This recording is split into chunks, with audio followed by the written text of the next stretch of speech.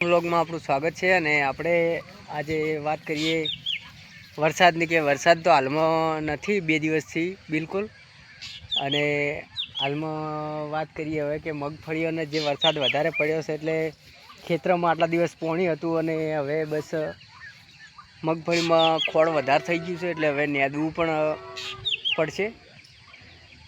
અને તમે અમારા કન્ટિન્યુ વિડીયો આવા જોતા રહેજો અને તમને પણ મજા આવશે.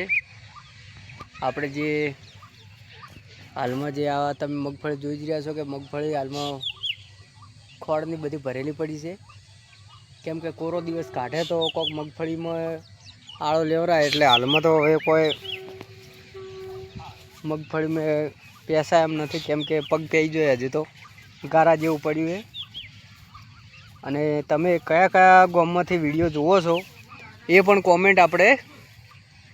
કોમેન્ટમાં તમે બતાવજો. અને સામે છે નદી, સામે દેખાઈ જ રહી છે કે બનાસ નદી છે. અમારે ક્યાંથી તમે વિડીયો અમારો જુઓ છો એ કોમેન્ટમાં જરૂર બતાવજો. જય માતાજી મિત્રો.